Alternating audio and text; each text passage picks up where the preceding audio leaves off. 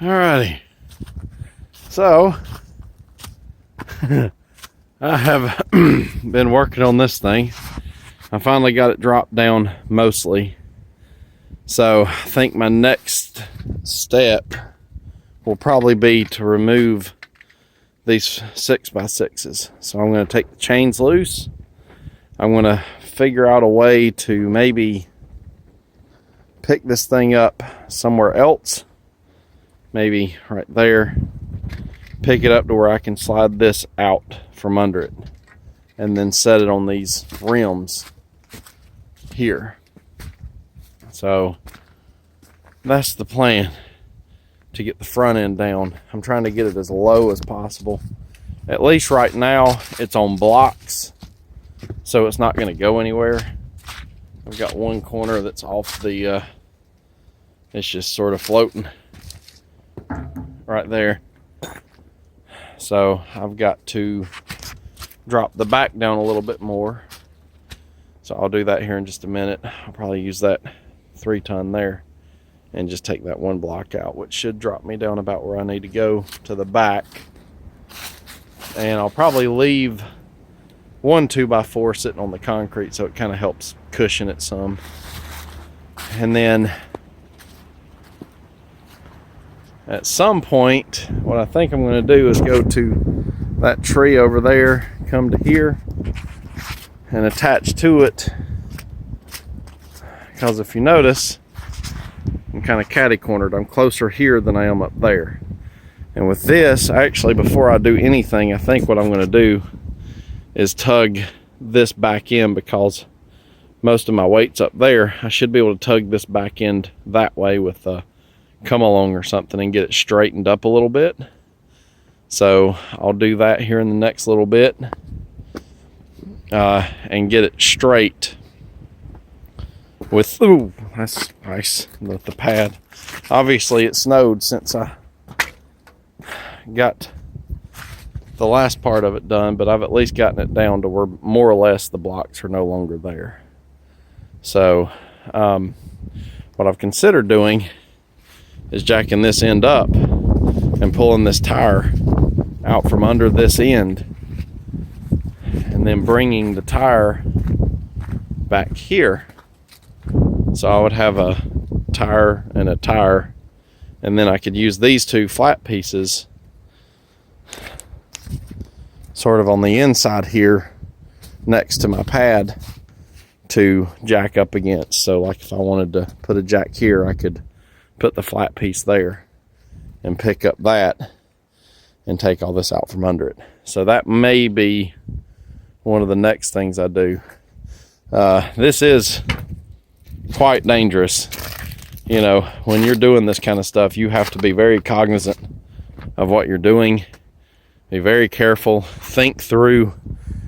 I don't really video it when I'm doing it because I don't want to smash myself trying to take a video, but what I usually do is I'll make one move and then I'll walk around the whole machine and look at it and kind of think about how I need to do it next.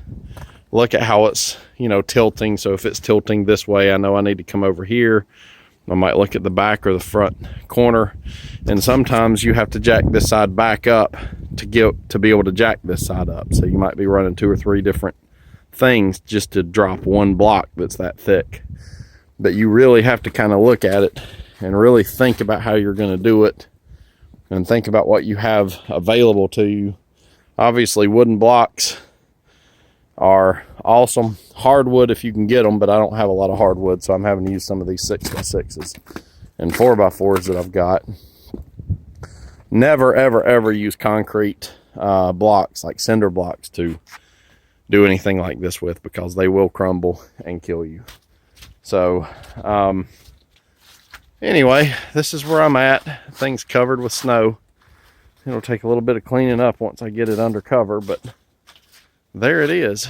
We're slowly but surely making it. So I want to get it where these are not very far off the ground. Matter of fact, while it's up here, what I may actually do is go ahead and in these 3 places pour me some concrete footers that it can set on and put steel over top of them. And then I could use those 3 points to pick this end of the machine up where I can work through here.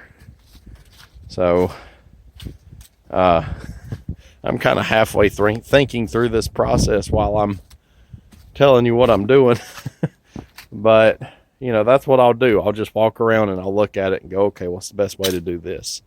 You know, right now I'm looking at it and it's high enough off the ground that I could get a shovel under there and, you know, get all this flat, pour me some good concrete footers, get all that done the way I want to get it done.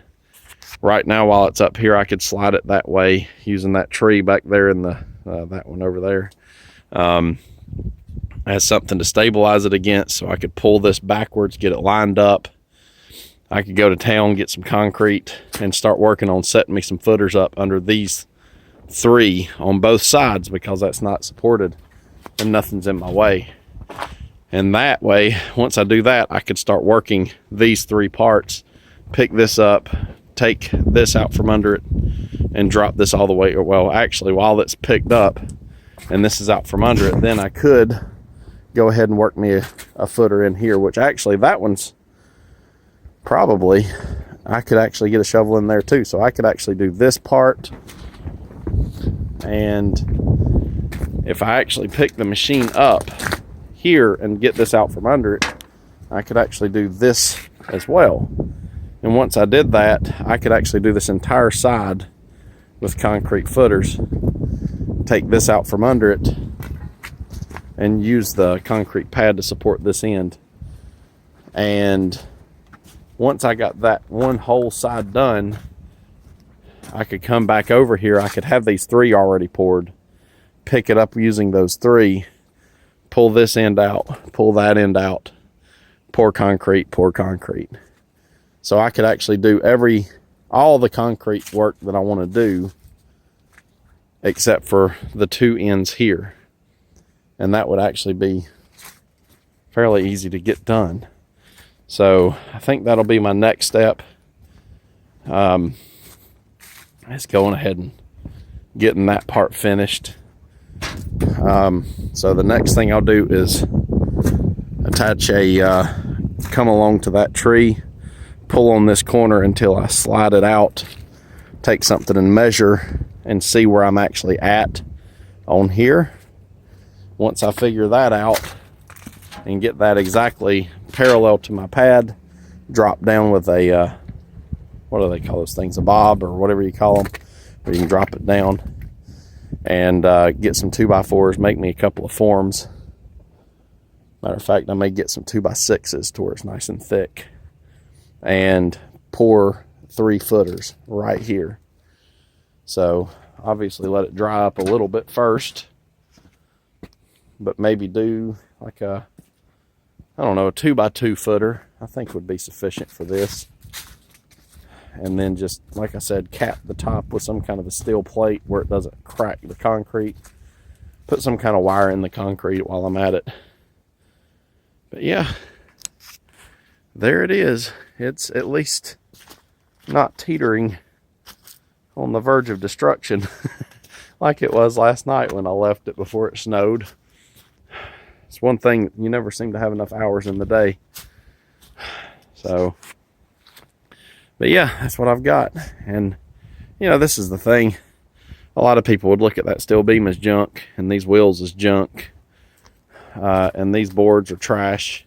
But I save all of this kind of stuff. That has been repurposed about 6 different times. It started its life out as a gas station gas pump support. So I ended up with 4 of these at one point. They've been repurposed and remade into different things. At one point it was a gantry crane, and I've cut it apart. And what my intention was to take these, put them inside that building, and have a rolling gantry that rolled both ways, using my lift as the other part of the equation. But I just never got around to it, which is probably good, because I'm not exactly sure how I would have gotten this off had I not had these pieces of steel. So that was really about the only thing strong enough to actually pick this thing up. And, you know, these tires came out of I used to have a 28-foot semi-truck trailer that was backed up to that hole that's covering now. And that 28-foot semi was it had an axle with these wheels on it. So I took the axle, I actually picked the trailer up, blocked it up with actually blocks of wood from cutting trees down, and cut the axle out with a plasma torch, drug it out from under it with a come along, and then did the same thing I'm doing here and just worked it down until it was flush with the ground. And when I started this expansion, pulled that out, and that's where this sort of came from. But, you know, again, a lot of people would throw that away, but you can see something like this. This is muddy, soft. Well, it's not really soft, but it's muddy. I've actually put filler dirt, really good packing filler dirt, all through up to about right in here. I put good filler dirt all the way to the building. I had multiple loads of dirt brought in to fill this stuff in because it was really nasty and soft, and I had to dig a bunch of stumps and stuff out. And it's had a couple of years to settle. But still, you know, you can't jack with something like this on the ground. You really need something that spreads the load so, you know, you're not sinking into the ground, and something like that is really about the perfect kind of jack stand if you think about it. So, but yeah, slowly getting there. So I think, like I said, my next step is going to be concrete. So after I pull this over, do a little bit of measuring, make me a couple of forms, I'm going to probably start working on footers for this thing to sit on. And essentially, it'll go down where, you know, this will probably be about flush, maybe a little lower than flush with the concrete pad here. You can see where this is going to come here, and it'll just barely go above this machine. So my roof will come to here and stop for now, and then I'll probably do another lean-to like this temporarily out for just a short amount of time until I can afford to buy more material, and my building will basically go just past this machine. So I'm going to come just past this machine, and what I'm thinking is put a door right here that opens up.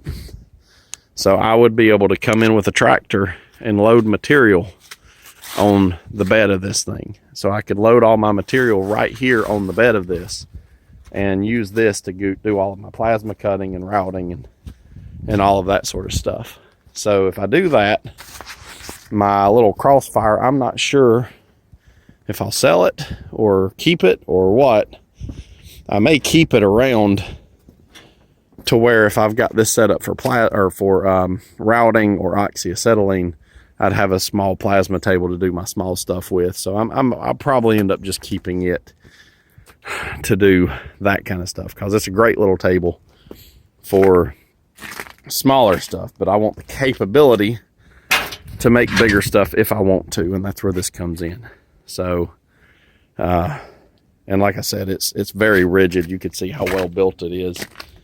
I don't think it would have any trouble with a routing head doing plastic and wood and stuff like that if I needed to. So, but yeah, that's where it is. So like I said, my next step is hook to this, pull to that tree, get it straight. And once I get this straight, go to town and buy some concrete and some wire. And I've got a buddy with a concrete mixer, but I'm thinking about going and buying one of those Harbor Freight concrete mixers, the little electrical ones for what I want to do, the little small projects that I've got. That may do everything I want to do. He's got one that hooks up to your tractor that's about twice as big as that one. And I may enlist his help in pouring some of this eventually.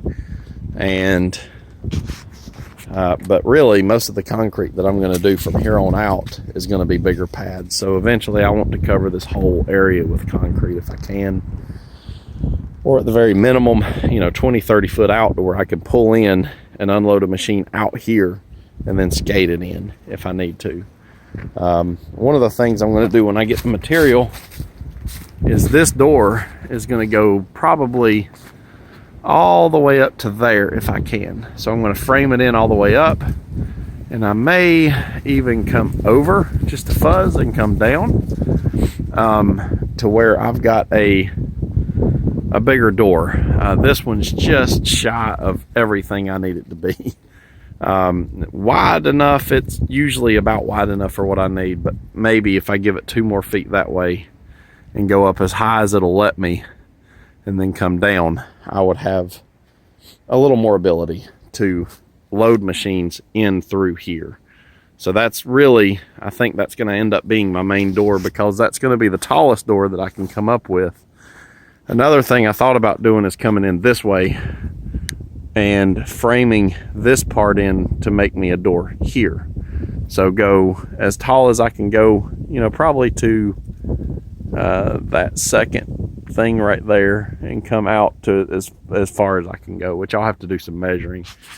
But that might be another way that I can load machines and bring them in and get them into the shop if I need to. So either way, a lot of stuff to figure out, but I cannot wait to get rid of that monstrosity tarp thing and finish my building and bring it out to here. So like I said, my next money spend is going to be coming out to here, and then maybe a little bit beyond, just enough to cover this so I can start working on it. And then eventually I'll come down. I may actually catty corner this with my driveway, I don't know. Eventually where that trailer is may end up being my driveway. So instead of this being my driveway, because if I were to come out to here, I'm actually in my driveway. So, but I'm in line with my building here, and that would be about where I would love to be able to close my building in, or maybe even come to here closer in. So I would be right on my driveway if I came out this far. So I may actually move my driveway out this way. I'm not sure. So anyway, that's where I'm at now. I've been hibernating for a while, so I haven't been uploading videos, but now I'm starting to get back into the swing of things. So if anybody has any suggestions, let me know. I would love to be able to have a concrete pad sitting here that this could sit on, but honestly, I don't have the money. This shop is, I've got to spend, I'm trying to do everything kind of on a budget. I don't make tons and tons of money. So with this being really a hobby, I'm not making any money doing any of this stuff. It's hard to justify, another, $4,000 for another pad right there. And honestly, I wouldn't want to move this stinking thing so I could pour a pad. So, and again, 99% of what it's going to do is just sit here. So I really can't see the point of putting a pad here. I think footers will be everything I need to do. And I really don't see the necessity for a full pad for that to just sit over top of it. I was going to put it in here at one point, but think about that machine right here. It would take up, to here of my pad, and that's all the room I've got left in my building. So it would take basically the entire pad minus just a little bit of space around it. And I want to have my what do you call that thing, an iron worker in here. I want to be able to bring my Crossfire plasma table in here. So eventually I want a few more items in this area than what's here. So and plus I want an open area in the middle to be able to work on stuff and spread out. If I want to build whatever I want to build, I want to be able to do it here. My intention eventually is, this is a scissor lift that I got in a trade for about 500 bucks. It is kind of, I don't trust it because somebody put way too much weight on it and it's bent inward this way. So the inside legs are bent slightly, but it'll pick up 6,000 to 7,000 pounds. I don't know exactly which model it is. I think it'll pick up 7,000 pounds and it'll go clear above your head. What I'm thinking about doing is cutting it here and here and turning this part into a workbench, and maybe even doing the same thing with that side, because this will pick up, if it's a 6,000 pound lift, this will pick up 3,000 pounds. So I could build my workbench out to the side just a little bit. You know, I could even come out a foot on each side and put it on casters to where it rolls around. And man, that would make one heck of a workbench. You could put something on it, pick it up, work on it. And even if I don't put casters on it, I could put it kind of right in the middle of this pad where when I'm working on something, I can pick up and drop down and do that kind of stuff. And I mean, for what I've got in it, I think it'd be really good repurposed to that eventually. But there again, if this was here, I wouldn't have room for that. I would be so packed with this in here that I'd barely be able to do anything with a press brake or an ironwork or a crossfire plasma table or any of that. So, you know, that's kind of my reasoning for putting it out here. And to be honest with you, I'm not even 100% sure I can get this thing working the way I want to. I think I can. I see no reason why I can't get it done. But I never actually saw this thing run or work when we got it. And, you know, it's been sitting out in the weather for a while. So it may end up being more work than I'm willing to put into it. And worst case, say it ends up being that, I'm going to come out to here and then just do a temporary lean-to over this way. And I can always pull it out and scrap it if I had to, and still continue with a lean-to out here and just use this for storage. You know, store steel and things like that in here if I wanted to. If I pull it out and scrap it, I could still always pour some more concrete through here. But if it works, if I can make it work, then that gives me a really nice machine that's super rigid and big enough that I can do a lot of things with it. So this is it's a 5x10, and it's, you know, I was looking at some 4x8 tables, and they're, you know, even for a really cheap one, they're like $8,000, $10,000. And those they're just plasma tables, and that's all they're made for, and they're built very light, because all a plasma table really needs is just, you know, to move the head around. It's not really dealing with any kind of forces, where this is built heavy enough that I think it could easily handle a router head on there. And and it's so heavy that it would, you know, it would add to the rigidity, and I could do routing if I wanted to with this table. And one thing I'd consider doing is having a water table underneath and set it up to where the water table stays under there, and then I could have a removable thing that I could bring in with my tractor and set down and have it set up to where I could level everything. We have a Shop Saver, which is a router slash CNC plasma table at work. It was $30,000, and this thing is built far more rigidly than that thing is. So if it works out, it'll be a really nice piece of machinery when I get done with it. So anyway, if anybody has any suggestions or questions, leave a comment or something, and I'll see what I can do to answer them. So have a good day. Bye.